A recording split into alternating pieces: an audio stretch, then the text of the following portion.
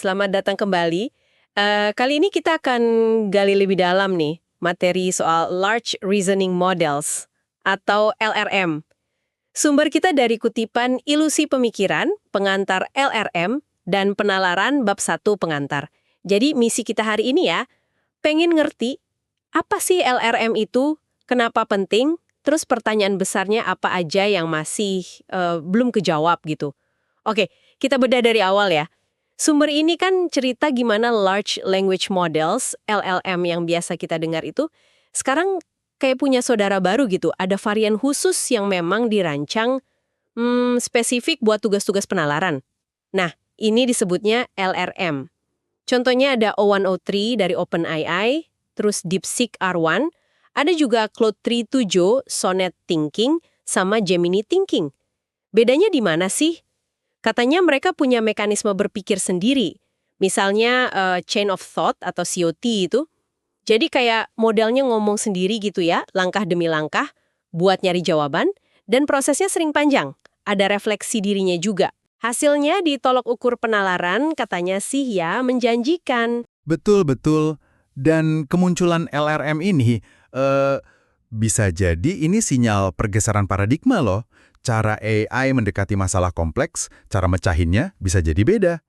Bahkan ada peneliti yang lihat ini sebagai, langkah signifikan ke arah AI yang lebih umum, AGI gitu. AGI ya? Tapi, ini dia yang menarik. Sekaligus jadi, dilema ya menurut sumber ini. Kita ini kan lagi bikin alat AI yang seolah-olah bisa mikir. Tapi kita sendiri aja belum sepakat gitu. Gimana cara buktiin kalau mereka itu beneran mikir? Atau cuma, jago banget niru pola aja. Nah, ini dia intinya, persis. Kalau gitu, keraguan atau pertanyaan besar apa aja sih yang diangkat sumber ini soal kemampuan LRM yang sebenarnya? Oke, jadi sumber ini menyoroti beberapa pertanyaan krusial nih. Pertama, LRM ini beneran bisa nggak sih melakukan penalaran yang general? Maksudnya, bisa diterapkan di banyak situasi baru? Atau jangan-jangan cuma, itu tadi, pencocokan pola super canggih aja? Oke. Itu yang pertama. Terus? Kedua, gimana performanya kalau masalahnya dibikin makin kompleks? Naik terus tingkat kesulitannya. Masih oke nggak dia? Ketiga, ini juga penting. Gimana kalau dibandingin sama LLM biasa? Yang nggak secara khusus pakai mekanisme berpikir tadi. Kalau dikasih jatah komputasi yang sama persis, gimana hasilnya? Oh, jadi perbandingan apple to apple gitu ya soal sumber dayanya? Betul. Dan yang paling fundamental mungkin, apa sih batasan dari pendekatan penalaran yang dipakai LLM sekarang ini? Udah mentok? Atau perlu perbaikan apa lagi? Pertanyaan-pertanyaan bagus banget itu. Tapi kata sumbernya nih, kenapa kita kok belum punya jawaban yang mantap gitu buat pertanyaan-pertanyaan tadi? Apa sih hambatannya? Hambatan utamanya, ini menurut sumber ya, ada di cara kita evaluasi model-model ini sekarang. Paradigma evaluasinya itu masih terbatas. Fokusnya sering banget ke tolok ukur matematika, pemrograman yang udah ada dari lama. Yang standar gitu ya? Iya. Masalahnya, tolok ukur ini tuh rentan sama kontaminasi data. Jadi ada kemungkinan modelnya udah pernah lihat soal mirip pas latihan. Jadinya kan bias ya. Oke. Jadi kayak udah bocoran gitu ya? Bisa dibilang gitu. Dan juga sulit banget bikin kondisi eksperimen yang bener-bener terkontrol pakai tolok ukur macam itu. Yang lebih parah lagi, evaluasi kayak gitu seringnya cuma lihat hasil akhir. Bener atau salah? Udah, nggak ngasih kita gambaran gimana sih proses penalaran si LRM ini. Struktur pemikiran internalnya, kualitasnya, itu jadi nggak kelihatan sama sekali. Oke, jadi evaluasi yang sekarang ibaratnya cuma lihat ujungnya aja, nggak lihat prosesnya gimana. Paham.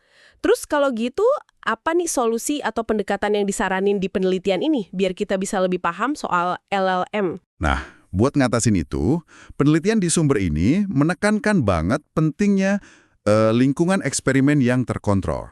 Mereka usul buat selidiki mekanisme penalaran LRM ini pakai teka-teki, puzzles, yang tingkat kesulitannya bisa kita atur-atur dengan presisi. Oh, pakai teka-teki. Kenapa teka-teki? Karena dengan teka-teki ini, peneliti bisa memanipulasi kompleksitas masalah secara sistematis. Tapi, struktur logisnya tetap dijaga konsisten. Ini memungkinkan analisis yang jauh lebih dalam.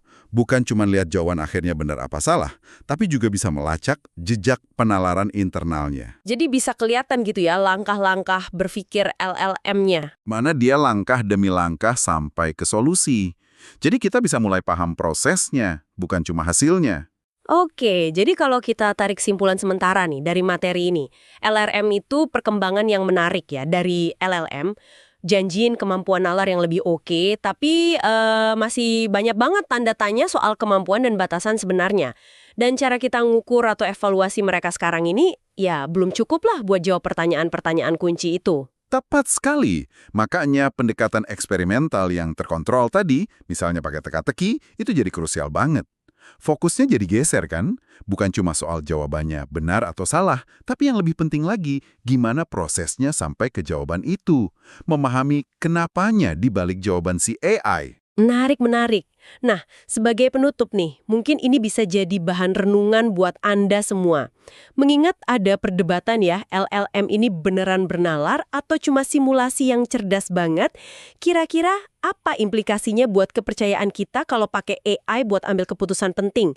Terutama di situasi dunia nyata yang kompleks, di mana alasan mengapa sebuah keputusan diambil itu bisa jadi sawah pentingnya atau bahkan lebih penting dari keputusan apa itu sendiri. Coba direnungkan. Selamat datang kembali di pembahasan mendalam kita ya. Hari ini nih kita mau bahas sesuatu yang lagi hangat banget soal evolusi model bahasa AI. Gimana sih ceritanya mereka bisa berubah dari yang tadinya cuma kayak ya tukang ketuk super canggih jadi sesuatu yang katanya nih bisa bernalar. Kita bakal lihat lompatan dari LLM, model bahasa besar, ke LRM, model penalaran besar. Nah, sumber kita kali ini agak serius nih dari bagian karya terkait sebuah paper penelitian. Jadi fokusnya memang ke evolusi dan cara evaluasi model-model ini. Misi kita hari ini, ya, coba menggali inti kemajuannya, tantangannya apa aja, dan gimana para peneliti ngukurnya. Langsung dari sumber akademisnya. Oke, mari kita mulai bongkar. Jadi, kalau kita ingat-ingat lagi nih, LLM yang awal-awal itu kan oke lah buat bahasa. Tapi kalau disuruh mikir yang agak rumit gitu, kok kayaknya kurang greget ya? Dulu sempat rame kan perdebatan, ini beneran cerdas atau cuma pinter banget niru pola aja? Iya, betul sekali. Sumber ini juga mengonfirmasi kok. LLM generasi pertama itu ya memang agak kedodoran kalau buat tugas penalaran. Tapi ya peneliti nggak tinggal diam kan? Dicoba macam-macam cara. Ada scaling data, komputasi diperbesar, terus ada teknik-teknik kayak chain of thought itu, COT. Itu kayak ngajarin modelnya ngomong sendiri gitu, langkah per langkah mikirnya gimana. Plus ditambah verifikasi internal juga. Ini lumayan ngebantu sih awalnya. Tapi kayaknya ada kendala ya? Nggak semulus itu implementasinya. Tepat. Gini, masalah utamanya itu ternyata di data COT yang berkualitas. Data yang bagus buat ngelatih model secara besar-besaran itu, susah dicari dan mahal ternyata. Ibaratnya mau masak enak, tapi bahan baku premiumnya langka gitu. Nah ini yang akhirnya bikin peneliti mikir, oke, perlu cari jalan lain nih. Nah, ini nih yang bikin penasaran. Pendekatan barunya jadi gimana tuh? Fokusnya jadi geser sedikit. Jadi daripada cuma ngandelin data COT yang terbatas itu, peneliti mulai coba-coba ngajarin modelnya langsung untuk berpikir lebih efektif. Bisa pakai supervised learning, tapi yang lumayan bikin gebrakan itu reinforcement learning atau RL. Di sini modelnya kayak belajar dari pengalaman gitu, dapat hadiah kalau penalarannya bagus, dihukum kalau jelek. Wah, menarik. Belajar dari reward ya. Ada contoh model spesifik yang pakai pendekatan ini dan hasilnya bagus? Ada, sumber kita ini nyebutin DeepSeek R1. Ini penting nih, karena dia model open source. Dia ngebuktiin kalau RL, asal sistem rewardnya dirancang dengan pas, itu bisa banget ningkatin kemampuan penalaran. Signifikan malah naiknya. Bahkan bisa nyaingi model-model komersial yang tertutup. Nah, dari sinilah mulai muncul generasi baru yang disebut LRM, model penalaran besar. Contohnya kayak yang ada di Gemini Flash Thinking atau Claude 3.7 Sonnet Thinking itu. Oke, keren sih ini peningkatannya. Tapi biasanya teknologi baru suka ada kejutan kecil ya. Dengan LLM ini, ada nggak perilaku yang aneh atau nggak terduga gitu yang muncul? Saya sempat dengar soal fenomena overthinking, itu beneran ada ya? Betul, betul. Fenomena overthinking itu nyata dan jadi perhatian juga. Kenapa? Soalnya bikin model jadi boros komputasi pas dipakai. Dia mikirnya kepanjangan, muter-muter, padahal mungkin solusinya udah ketemu dari tadi. Nah, penelitian di sumber kita ini mencoba menganalisisnya secara sistematis. Seberapa banyak sih model ini berpikir kalau dibandingin sama rumitnya masalah? Di sini ada temuan yang agak kontradiktif. Hah? Kontradiktif? Maksudnya gimana tuh? Gini, ada studi lain yang dirujuk sumber ini, ya, mereka nemuin kalau pada LLM yang lebih canggih, akurasinya malah bisa turun kalau modelnya mikir terlalu keras pas ngerjain soal matematika. Aneh kan? Loh, kok bisa gitu? Ya, tapi penelitian sumber kita ini pas mereka uji pakai teka-teki di lingkungan yang terkontrol, malah nemuin kebalikannya. Modelnya cenderung mikir lebih sedikit atau lebih efisien, justru pas tingkat kesulitan tugasnya udah tinggi banget, udah lewat batas tertentu gitu. Wah, jadi makin kompleks ya kelihatannya. Ini jadi nimbulin pertanyaan mendasar lagi dong ya. Apakah RL ini bener-bener nyiptain kemampuan nalar yang baru? Atau jangan-jangan cuma bikin modelnya jadi makin jago aja niru pola penalaran yang udah ada di data latihannya? Pertanyaan bagus banget. Dan ini krusial. Ada studi lain juga Yuet et al. Yang sempat bilang, performa model penalaran sama yang non-penalaran itu bisa jadi mirip-mirip aja ujungnya. Kalau dilihat dari metrik kayak pass at K, yang intinya ngukur berapa kali berhasil dalam sekian percobaan. Kayak, ya hasil akhirnya sama aja gitu. Tapi, penelitian sumber kita ini nemuin pola yang beda. Terutama pas diuji pakai teka-teki yang kompleksitasnya menengah ke atas. Perbedaan ini mungkin nggak terlalu kelihatan kalau kita cuma pakai benchmark matematika biasa. Aha, jadi itu alasannya kenapa penelitian ini pakai teka-teki ya, bukan cuma soal matematika. Kenapa ini penting buat kita, buat Anda yang dengerin, pahami? Penting banget. Karena teka-teki ini kan lingkungannya terkontrol ya. Peneliti jadi bisa ngatur tingkat susahnya itu presisi banget, tapi logika dasarnya tetap sama. Ini tujuannya bukan buat bikin benchmark baru sih, tapi lebih kayak bikin lab mini buat eksperimen. Jadi mereka bisa ngebedah pola dan batasan nalarnya model itu lebih teliti. Bisa dibandingin langsung model yang mikir, katakanlah DeepSeek R1, sama versi nggak mikirnya, Fitri. Terus dilihat gimana LRM ini nanggepin tingkat kerumitan yang beda-beda. Jadi kayak ngintip isi kepalanya gitu. Oke. Jadi kalau kita coba simpulkan nih ya, kita lagi lihat ada lompatan nih dari LLM ke LRM, didorong sama teknik kayak RL yang kelihatannya menjanjikan kemampuan nalar yang lebih oke. Tapi muncul juga isu baru kayak overthinking itu, dan buat benar-benar ngerti cara kerjanya, kita butuh cara evaluasi yang lebih canggih, nggak cuma benchmark biasa. Tepat sekali. Dan yang paling penting, ini ditekankan juga di sumber kita ya.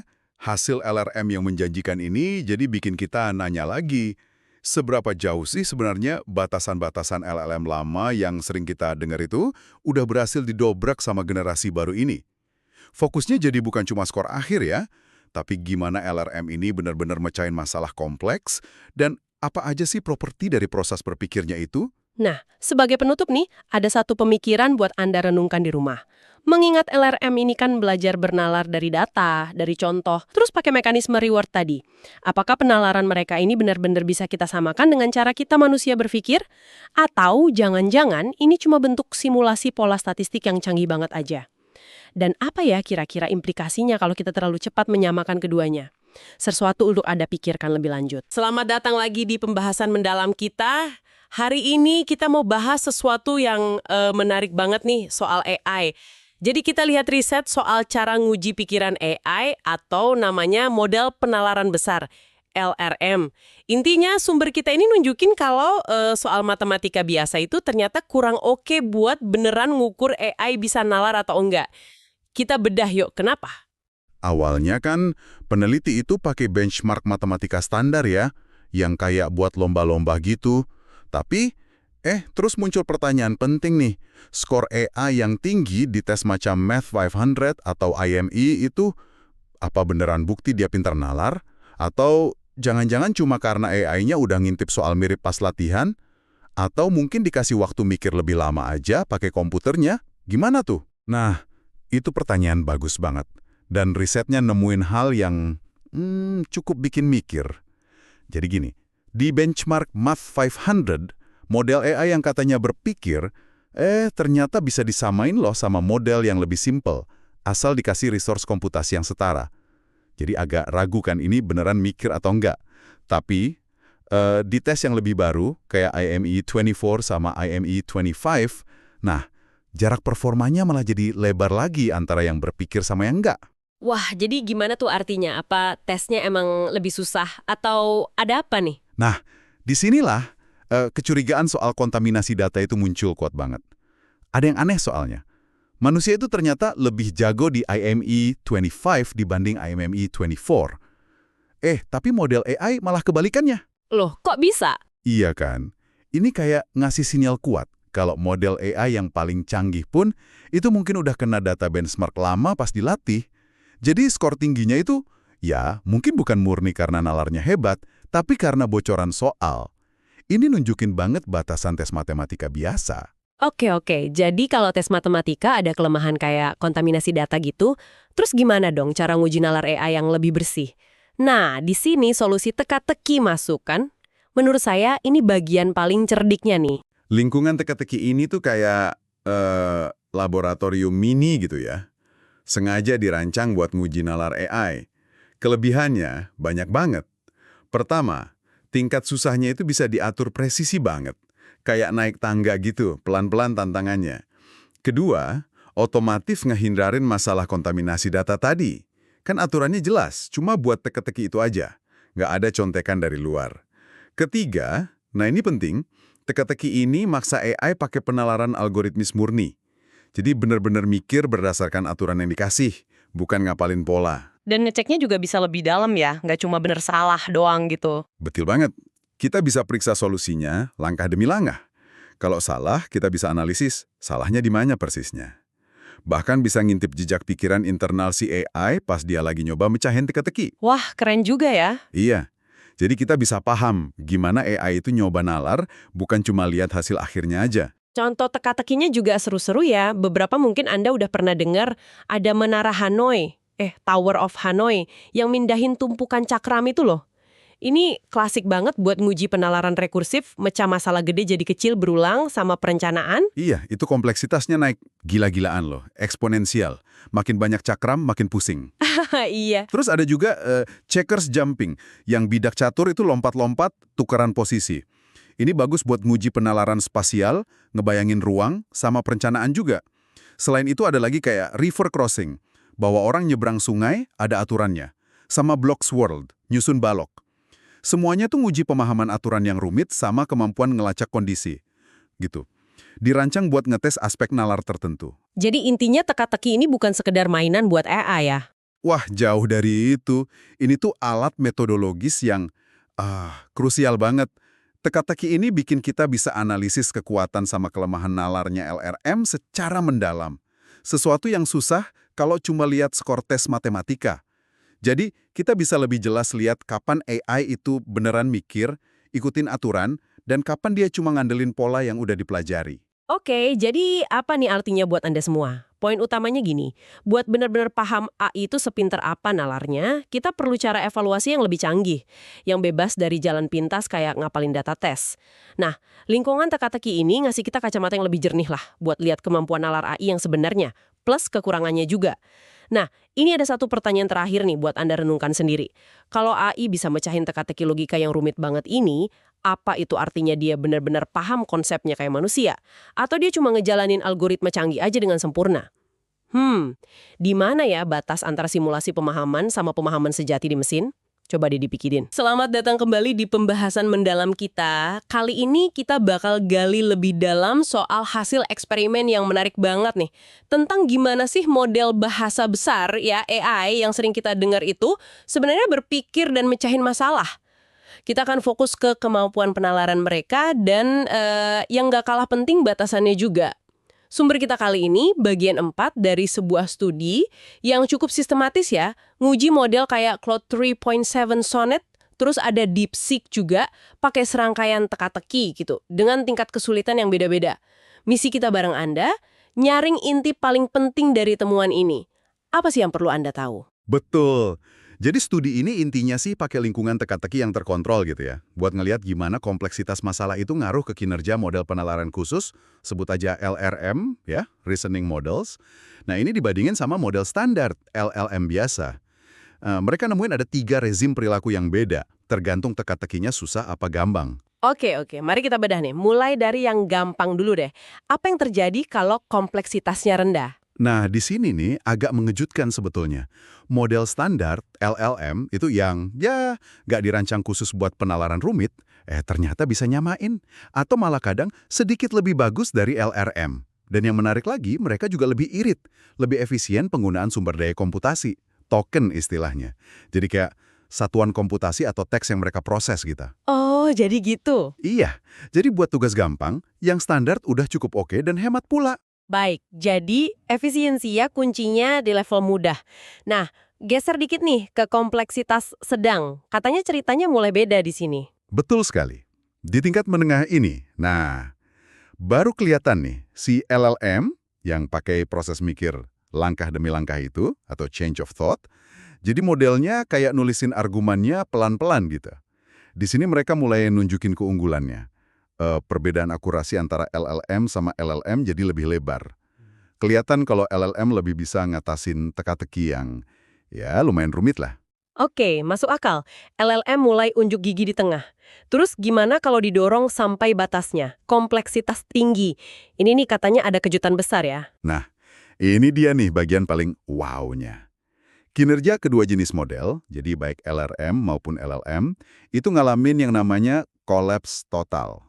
Kolaps total. Maksudnya gimana tuh? Yang susah banget.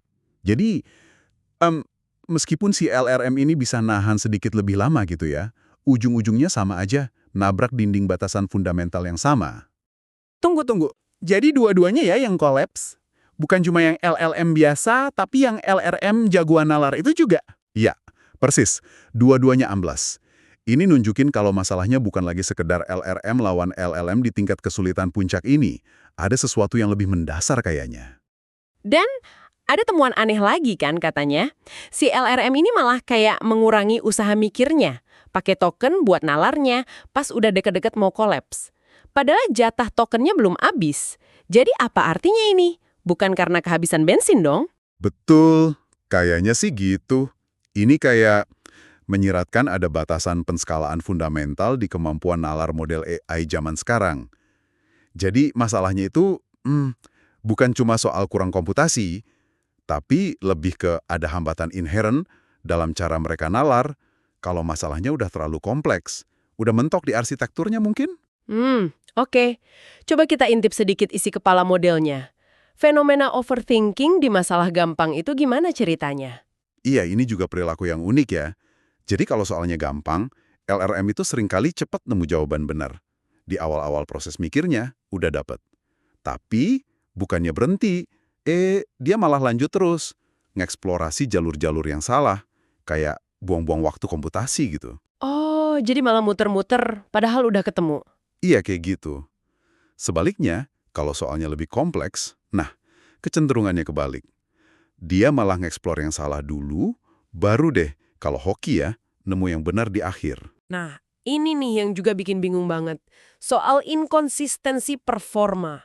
Kok bisa ya model jago banget di teka-teki menara Hanoi, bisa bener ratusan langkah, tapi giliran dikasih teka-teki penyeberangan sungai, jelek banget, gagal cuma dalam beberapa langkah. Padahal, dan ini penting, udah dikasih tahu loh algoritma solusinya, udah dikasih contekan caranya, kok masih gagal? Aneh kan? Iya, itu aneh banget. Kalau kita coba sambungin ya ke gambaran besarnya, ini kayaknya kuat banget nunjukin kalau model itu mungkin lebih ngandelin pengenalan pola. Pola yang dia pelajari dari data latihannya. Bukan benar-benar penalaran algoritmik murni atau eksekusi langkah logis yang taat asas gitu. Maksudnya? Ya, jadi batasannya tuh bukan cuma soal nemuin strateginya gimana, tapi juga soal ngeverifikasi dan ngejalanin strategi itu dengan benar. Mungkin dia kenal pola menara Hanoi karena sering lihat di data, tapi pas dikasih penyeberangan sungai, dia kesulitan nerapin logika murninya. Padahal aturannya jelas, algoritmanya dikasih. Kayak nggak bisa ngikutin resep dengan benar gitu. Wah, oke. Jadi kesimpulannya nih ya, model-model canggih ini emang oke lah buat tugas penalaran yang levelnya menengah gitu. Tapi begitu didorong ke tingkat kesulitan tinggi, wah, kelihatan ada batasan fundamental yang menarik. Dan ini bukan cuma soal kurang kuat komputasinya, tapi ada hambatan di cara nalarnya itu sendiri ya. Iya, betul. Poin penting buat Anda ingat, kinerja penalaran AI itu nggak naik lurus aja gitu seiring susahnya masalah. Ada pola perilaku yang beda-beda di tiap level. Efisien di level gampang, LRM unggul di level sedang terus, yaitu tadi, kolaps bareng di level tinggi. Ditambah lagi ada anomali kayak overthinking di soal gampang sama inkonsistensi antar teka-teki tadi. Oke. Sebagai penutup nih, ada satu pemikiran buat Anda bawa pulang. Kalau ngasih algoritma solusi yang jelas-jelas aja, nggak cukup buat nyegah model ini kolaps di masalah kompleks, apa ya artinya ini tentang sifat dari penalaran AI saat ini? Seberapa mirip atau beda sih cara berpikir mereka dibanding kita, manusia, pas mecahin masalah? Sesuatu untuk kita renungkan bersama. Selamat datang di pembahasan mendalam kita kali ini. Hari ini kita nggak cuma lihat apa yang AI bisa lakuin, tapi justru batasannya, khususnya pada Large Reasoning Models atau LRM. Betul, ini model AI yang dirancang khusus buat bernalar gitu ya. Ya, beda sedikit dari Large Language Models, LLM yang mungkin Anda lebih kenal, yang fokusnya lebih ke teks kepercakapan. Nah, sumber kita ini dari kesimpulan sebuah studi yang ngetes LRM ini, wah habis-habisan lah pokoknya. Misi kita? Bongkar temuan kuncinya. Betul. Mengungkap temuan kunci, dan ada beberapa yang cukup mengejutkan nih, tentang gimana model pintar ini justru gagal pas tantangannya makin berat. Oke, mari kita bedah ini. Jadi studi ini kan ngetes LRM pakai serangkaian teka-teki gitu ya, semacam benchmark lah, buat lihat gimana mereka hadapi tingkat kerumitan yang beda-beda. Iya, betul. Oke, jadi temuan utamanya itu cukup fundamental ya, dan mungkin agak sedikit gimana ya, mengecewakan buat sebagian orang. Model-model LLM yang ada sekarang, bahkan yang udah punya mekanisme canggih buat katakanlah ngecek ulang pemikiran internal mereka. Semacam refleksi diri gitu. Iya, kayak refleksi diri gitu, ternyata punya batasan dasar. Jadi begitu kompleksitas masalahnya lewat batas tertentu, kemampuan mereka buat bernalar secara umum, ya menerapkan logika ke situasi baru, itu langsung anjlok. Wah, menarik sekali. Jadi ada semacam dinding gitu ya, yang mereka tabrak. Betul. Apakah studi ini nemuin pola tertentu gitu pas tingkat kesulitan teka-tekinya dinaikin? Ya, ada pola yang jelas banget. Penelitian ini nemuin 3 fase atau rezim penalaran lah istilahnya. Nah, pada kompleksitas rendah, ini unik nih. Justru LLM standar, model bahasa biasa, kinerjanya lebih bagus. Loh, kok bisa gitu? Mungkin LLM malah terlalu rumit buat tugas yang gampang. Terus, pada kompleksitas sedang, nah di sini baru LLM unggul. Kelihatan manfaat dari proses berpikir ekstra mereka.